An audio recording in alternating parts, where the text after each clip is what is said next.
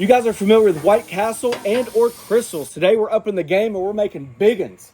We're making big ones, not just those little ones, and we're doing it all in the Blackstone. All right, it depends on where you're from in the country, depends on what you're calling this. We'll title it White Castle because I feel like a lot of our audience is from up north. However, maybe south of the Mason-Dixon line. Matter of fact, I don't even know where that's at. So let's just say east of the Mason-Dixon, maybe. Oh, whatever south is. So wherever I'm from, it's Krystal. Probably different a little bit, but the idea is the same, right? You got the little square burgers. They're steamed and they're really good. I know some people like cringe, like, oh my gosh, da-da-da. But they're actually kind of good. So here we go. We have some dehydrated onion. And the thought today is, let's up the game. Let's take the little ones and make them big ones. The reason why I say that is you can buy like a small container if you don't want to go through a lot, or you can buy a big container if you happen to like it. So we happen to like it. It worked out well. We've done several videos so far behind the scenes to test this method out so you guys can understand where we're coming from. As much onion as you like, this stuff's pretty powerful, and I'm gonna add a good bit of water. Seems like a lot, but this water will help it steam. And just like that, we have our dehydrated onions. To be honest with you, I'm actually surprised how little water is left. So if you're talking about the steam action, let's add just a little bit more and you'll see why. Now this is a ton of onions. This is way more onions than what we would need. However, we can use these in many different applications. I'm making a chili later on and that can go right into it. So here's the idea. I started looking down the rabbit hole of how to create like the White Castle or the Krystal, right? And so you get like your ground beef, you roll it out to a 1/4 inch, then you're supposed to like take a ruler or maybe not, just eyeball it, and then you cut your squares. And then out of the squares, you're supposed to cut 4 or 5 holes because the steam comes through. And I'm like, who in the world has that much time, right? That's why you go to some of these places sometimes, just to get a quick snack or something like that. So then I started experimenting on how can we just make them, get the same flavor, and not worry about all that hassle. We have 4 ounces of frozen beef. Now, the one thing I have not done is tested frozen versus fresh. I've always done fresh. So I've got a 4 ounce ball here. You just got your little scale. I'm gonna show you how I did it. So we have our scale here, and we're gonna break it off to 4 ounces. And they're really and truly, the only reason why I said 4 ounces, because that's a 1/4 pound. You know, if you're gonna make something, you might as well give a little oomph to it. All right, 4 ounces exactly. Just lightly put that into a ball. Take my burger press, and we're just gonna press it out to the width of the press. So this is a good way to get your even patties. Typically, if you get it out to the width of the press, you're gonna be pretty good by the time it shrinks. Okay? So there we have that. The back of a spoon, anything. We're just gonna make those famous 5 dents. And just like that. So now we have our frozen and our fresh. I'm gonna work on this meatball and do exactly the same way.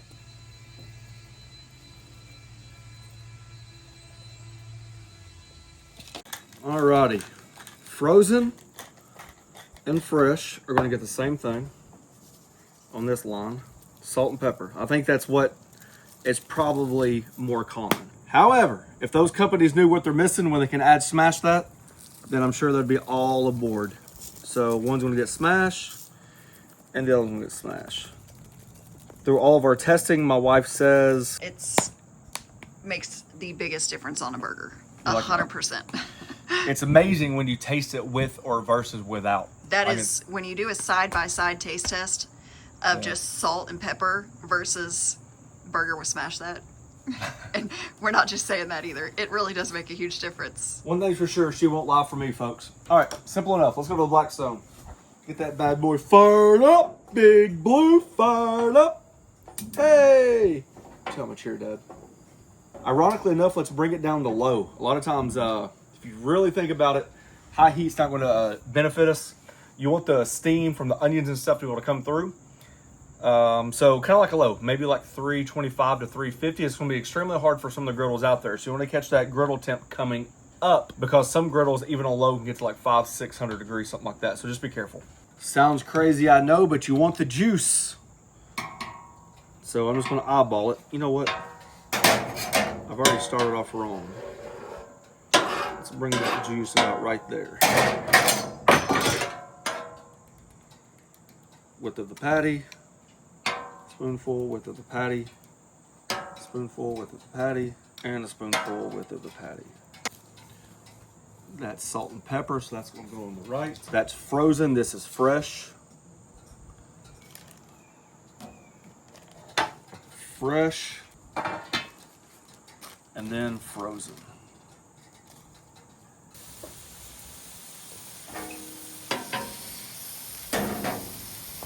Contrary to popular belief, right now is not the time to add the bun. Since these patties are a lot bigger than those little squares, we found out during our testing that if you put the bun on there immediately, it gets way too soggy, way too soggy. So keep your spatula handy as that moisture excretes. Just keep it up in there so it steams. Since it takes longer to cook, what I'm saying is those buns are on there just too long. Hopefully that makes sense. All right, burgers are about halfway through, so I'm just going to kind of like hedge my bet a little here. Because the problem is, I know you're thinking it's touching raw meat. Trust me, you'll be fine. These things are going to cook all the way through. So now we're going to start infusing both sides of the bun with a little bit of flavor, and then we'll take the tops off and dress those accordingly. You might be better off by starting your griddle like completely off, adding your onions, and then turn your griddle on. One thing I forgot to say was during the testing was one of the times I did it, and I could tell my griddle was a little bit harder than normal, and all that water evaporates. And then as a result, you leave the dehydrated onions on the griddle.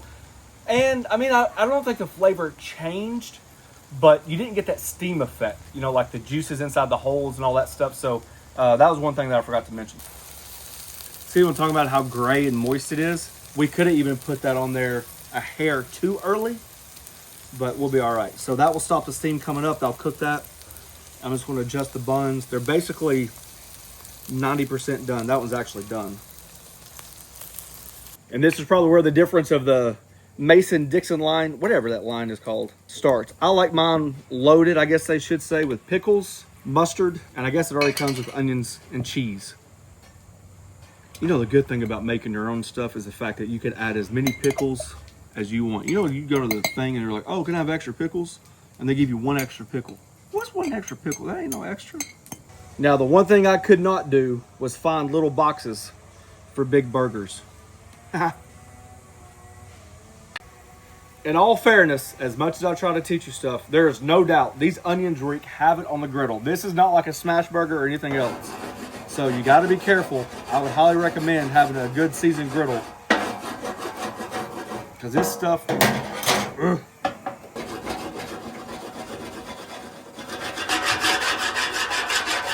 And for the sake of science, we're going to have to cut into them. So the salt and pepper is really not going to matter. And to be honest with you, in fairness, we already know how this is going to end up because we've done so many variations. I do not think the frozen versus fresh matter because, as you can see on the griddle, they actually got done at the same time. It's so eerie similar. They're so good. You can't taste the difference.